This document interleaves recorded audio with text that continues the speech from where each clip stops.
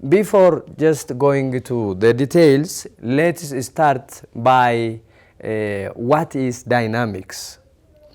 Okay, what is dynamics, students? In mechanics, we know physics has different branches or many branches. Among those, mechanics is one of them. And in mechanics, we have dynamics and kinematics. In kinematics, we have seen that kinematics is dealing with the motion of objects or the motion of bodies without referring to the causes of motion. Okay, if we look at the inventions or the creativity of human beings, the creativity contributed many to the motions or to the kinematics. Among those, if we look at the cars, the airplanes, and the maglev or the magnetic levitation train, which is applicable upon the implementation of superconductivity. And if we look at the satellites, the man-made satellites, all these are related with motion. Okay, in all these motions, we used the concept of physics, which is the kinematics. But in kinematics, we don't know what causes those motions. But in case of dynamics, we are going to discuss the causes of all these motions, which is actually force. So what is dynamics in short? Then it is the study of motion and its causes also. The motion with its cause is studied by the branch of physics, especially the branch of mechanics, which we call as dynamics. Okay, to analyze and to understand more the concept of dynamics, we should look at force and the mass. So let us start from force. What is force, students? Just let you take a minute and come up with what force is. Okay, welcome back, students, from discussion. I hope now you are having some concept to say something about force or to give the definition of force. Now let's see at this animation. If you look at the man, he is pushing forward the cart, or he is pushing the cart at the same time in different directions. It is possible also you can apply a force and you can push your vehicle or a car or any object you have. Look at the students, they are applying the force to the ball, and as the result the ball is moving in the direction indicated. So the force which pushes or tries to push an object is what we call the pushing force. This is one of the ways we use to define force. Now let's come to another animation play. Okay, she is bringing the water from the hole, and then the man is now applying a force, but he is pulling. If you look at the oxen, they are pulling the cart, and there is the force that is applied, as we can see from the animation. If you wanted to pull different objects which might be heavy or lighter, you should apply what we call force. So to pull an object, we should apply what we call force. So such types of forces are called the pulling force. Now, as we have seen in our previous lesson, this is the spring balance, and there is a thread and there is a brake here, which is an object. Then the spring balance is used to measure the amount of force applied to bring or to move an object from its rest position. So now we can also define what a force is. Look again from the picture below. The man is interacting with a vehicle or with his car. So what is force? Without interacting, we cannot apply what we call force. So when you are pushing or pulling or interacting, you are applying what we call force. Now the definition lies according to this one. A force is a push or a pull of an object. We know this definition from the very basic of our science concept. Force is the interaction between two objects or between an object and its environment. You see, it may be not only two objects. Basically, we can have two objects, or if we have an object here, and if we have another environment around the object, and if they are interacting with each other, then there is the force applied. So what we can say is force is an interaction between two objects or between an object and its environment, as we can see from the definition, and also we have seen from the animation. Okay, to know the nature of force, just it is basic also to remember that force is a vector physical quantity which is measured in the unit of Newton. Then, as we remember from our physical quantity, for if the physical quantity is a vector, then it is represented by magnitude and a direction. As you can see from the picture or from the figure, the direction of the force applied is indicated on the figure clearly. Whether it is a pushing force or a pulling force, the direction to which the push or the pull is made is necessary. Then what we can say is force can be represented by magnitude and direction. Now let's see the effects of forces. Students, let you take a minute and discuss some of the effects of forces that you know from your previous science courses. Thank you, students. What are the effects of forces? Now let's discuss. It is due to the force that the velocity of the moving object changes. If we have an object and if the object is either at rest or in motion, and if we want to change the velocity of an object, then force must be required.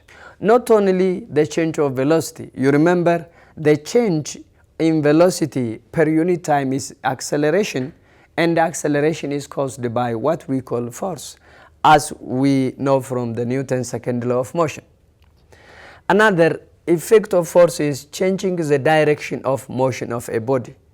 If you remember the animation from the previous slide, that the woman is, if she is bringing up water, the pool is changing the direction and the force is applied there. Then let's say, for example, we have an object here. If an object is moving in this direction, and if we apply the force to this moving object, then we can make the change of direction by the application of force. If you look at the player, this tennis player, if she hits the ball and the force is applied, due to the force, the direction of the ball will be changed. So the change of direction of motion is the result of the effect of force. Another is the change of shape or the change of size of an object. If you have a paper and if you apply the force on it, and if you cut the paper into pieces, the shape of the paper is exactly changed. If you have a spring and if you apply force, or either for stretching purpose or for compressing, the shape is changed temporarily. And this change of shape or size is due to the application of force. And as commonly we know, the change of shape or size of an object is what we call deformation. Another important point to be remembered is that force can change the state of motion of an object.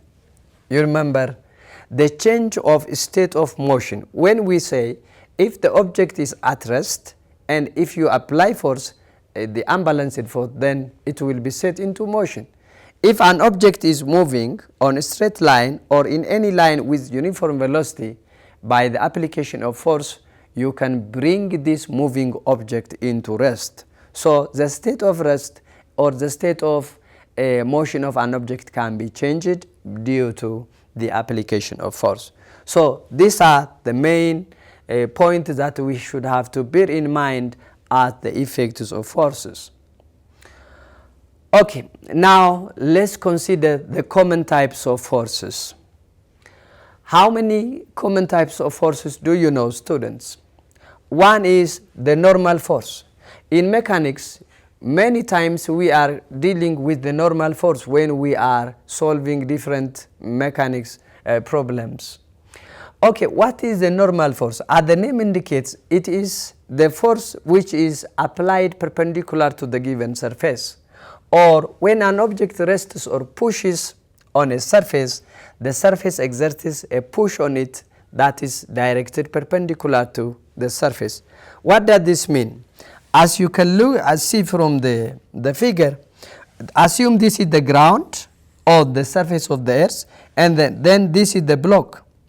You see there is the weight downward because the object has mass, and the earth is also, or the surface is also applying the force, the opposing force to the weight upward in opposite direction.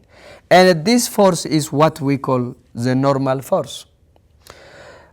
If we have assumed the standing wall or the vertical wall like this, and if we have the block attached to the vertical wall in such a case, now the normal force should be indicated in this way.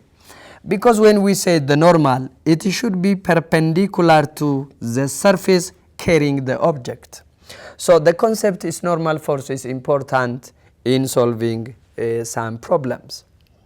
Okay, in such a case also you can define, if you have the inclined plane, and on the inclined plane we have an object, and if the object is placed on the inclined plane, the normal force should be perpendicular to the surface which is carrying the object.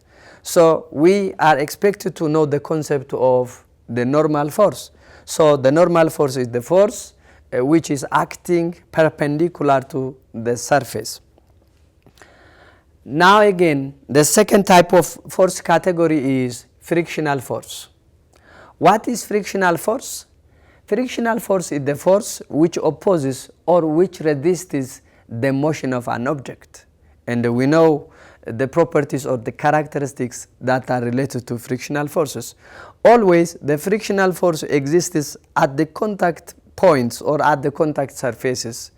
And also frictional force is one of the common types of forces that we come across when we are dealing with in mechanics. Okay, again, let's see another category of force. The third one is the tension force. Okay, these are really applicable in different real life situations.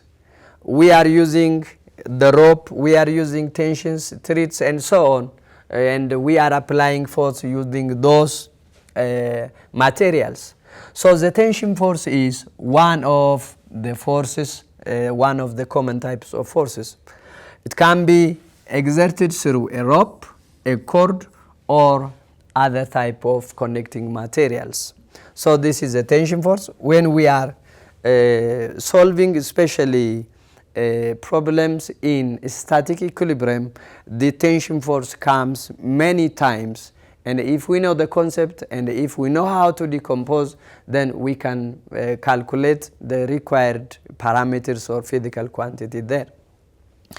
And the fourth one is the weight, which is the force of gravity, or when we are just considering on the earth, it is the force that the earth applies on an object placed on it, or it can also act on a distance, because it is one of the forces, one of the field forces which do not require the physical contact between the bodies. Okay, so weight is the pull of gravity on an object, and which is acting on a long range force. If we have an object very high above the surface of the earth, still the force of gravity is acting on it. Anyhow, students, These are the common types of forces that we are expected to know, at least what is each of them. Okay, another category is we have two types of, we can categorize all the forces into the contact force and the field forces. What are the contact forces? The contact force, as the name indicates, are forces which we can observe when the bodies are in contact. What are those forces? There must be, students, the physical contact between the bodies for the contact force to exist. What are the examples? All the examples that we have seen at the common types of forces are categorized under the contact force. The normal force we have seen, the frictional force, the tension force. Also, if you consider the spring force, which can be applied to different objects for different purposes, especially when we are considering the simple harmonic motion. And if this is the spring, and then if you push or compress this, then there is the force that is existing. The force applied should be in contact to make the changes on the object. So this is the spring force, and the spring force is one of the examples of the contact forces. The other category is the field forces. These field forces are also called non-contact forces. There is no need to have the physical contact between the two bodies for the forces to exist. That means the forces that do not involve the direct contact. The direct physical contact is not observed. They are called action at a distance. What are the examples? The gravitational attraction force. You can see if there is an object on the air, it will not stay longer there. It will come back to the surface of the earth. Why? Because the force, the earth is applying its gravitational force on it, and it will be pulled back to the surface of the earth. So the gravitational force is the non-contact force or the field force, because it is due to the gravitational field of the earth. Another is the electrostatic force. We remember those in electrostatics. We can also say as a Coulombic force. If you consider charges, and if we have charge Q1 and charge Q2 separated by some distance r between them, and we know we have two types of charges, one is negative and the other is positive, and we know their property also. These two charges carry opposite signs. So if they are opposite in sign, we know from the rules they attract each other. So without coming close to, without coming in contact to each other, this electrostatic force exists. Therefore, this electrostatic force or Coulombic force is categorized under the field forces. Okay, another is a magnetic force, because there is the force there, we know because of the field, and then the similar poles of the magnet repel each other, and opposite poles of the magnet attract each other, but the attraction or the repulsion occurs without bringing them together physically in a contact point. Another is the fundamental forces that exist in nature. All these are what we call the field forces, and they are action at a distance. What are those fundamental forces? We have 4 fundamental forces in nature, and let's consider them according to their strengths. You see, the known fundamental forces in nature, from the strongest to the weakest, are listed here. One is the strong nuclear force, which exists inside the nucleus of an atom. The second one is electromagnetic force, which consists the electric force and the magnetic force. And the third one is the weak nuclear force, and lastly we have the gravitational force. If you compare, just because they are placed according to their from the highest to the lowest magnitude, the gravitational force is the weakest of all. Okay, roughly let's see each of them one by one. What is the strong nuclear force? As we said, it is the force which acts between the subatomic particles. Students, you know, if you consider an atom and take the nucleus, inside the nucleus we have protons and we have neutrons. But protons carry positive charge and each of them are expected to repel each other. But they are kept inside the nucleus without repelling or without breaking the nucleus of an atom.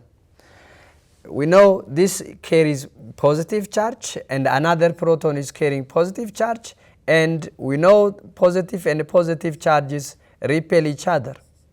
But because of this repulsion, there is no breakout of this because there is a strong nuclear force which keeps the nucleus together in a stable position. So strong nuclear force is the strongest of all the basic forces, and it is the force between the subatomic particles. As you know, atom is very small in dimension and very small in size. So the range over which this strong nuclear force acts is in femtometer, which is 10 to the power of negative 15. Why do we need this strong nuclear force? As I said, this strong nuclear force keeps nucleus from flying apart due to the repulsive force between the protons. As I said, protons repel each other, but they are kept in position because of the strong nuclear force which keep them inside the nucleus. Okay, let's see another type of force. The second one is electromagnetic force. What is electromagnetic force? As the name indicates, we have electric and we have magnetic force. You remember, maybe if you know the Lorentz force, it is the sum of electric and the magnetic force due to electric field and the magnetic field. Such types of forces are called electromagnetic forces. It is the combination of electric and the magnetic force, and it is the second strongest force that exists in nature. It is the force between the charged particles. When we say electric force, we have electrons and we have protons, we have neutrons. So if you consider those which bear charges or which carry charges, there is the force between electron and electron or electron and the proton. This type of force is the electric force, and it will be categorized under electromagnetic force. Okay, this electromagnetic force can also be described in terms of the electric carrying wires.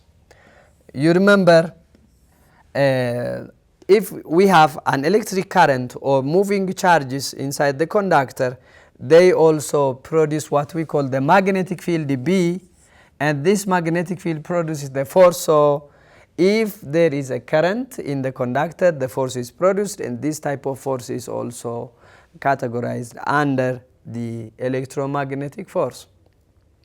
The third one is the weak nuclear force. You see, it is weaker than the strong nuclear force and the electromagnetic force. Where do we find the weak nuclear force? It is the force that arises in the radioactive decay process.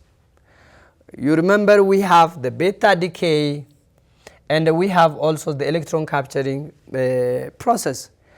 During those capturing process or beta decay, the force that arises or that is observed is what we call the weak nuclear force. Is it important? Yes, it is important because the reaction can generate the sun's energy output. Students, you will learn about those strong and weak nuclear energy in nuclear physics or in atomic physics. Okay, lastly we have the gravitational force, which is the weakest of all the forces that exist in nature. The gravitational force is the force between any two objects in the universe. Remember, it is not only the earth which had the gravitational force. If we have any two masses or point masses or larger objects, there is the universal gravitational force between them. If we have mass, object 1, m1, and object 2, m2, separated at some distance r, there is the gravitational attraction force between any two objects in space. So always they are attractive. This is what makes the gravitational force different from the electric force, because the electric force can be attractive or repulsive, but always the gravitational force is an attractive force. Then we can write using the formula from the Newton's gravitation, from the universal gravitational attraction, the force of attraction between these two point masses m1 and m2 separated at the distance r is given by only the magnitude g times m1 times m2 over r squared, where g is the universal gravitational constant, and it is given by 6.67 times 10 to the power of negative 11 Newton meter square per kilogram square. You can find also the unit here. And as we said many times, among the four forces that exist in nature, the gravitational force is the weakest. Okay, students, now let's see the key concepts that we have covered in this lesson. What is dynamics? Dynamics is the study of motion, and it is causes. As we can see, it deals with the motion of objects in relation to the physical factor which causes the motion, which is exactly force. It is the force which causes the motion. So dynamics studies this issue. What is force? As we discussed, force is an external agent. It can be a push or a pull, or it can also be observed when objects are interacting with each other or with their environments. And we categorized forces into contact force and field forces into two large categories. We have contact forces and we have field forces. What are the contact forces? As you remember, the normal force, the frictional force, the tension force, and the spring force. All these are examples of contact force which need the physical contact between each of them for the force to exist. The field forces are those which can act at a distance or action at a distance, and they are forces which we can also call as non-contact forces. What are those forces? One, the four types of forces in nature are the examples of the field forces. Another is the fundamental forces. The fundamental forces, four of them should be also known because we are discussing about the concepts of force, and so we are also expected to know the fundamental forces that are existing in nature. Students, with this we come to the end of the lesson today, and thank you for your attention. Goodbye.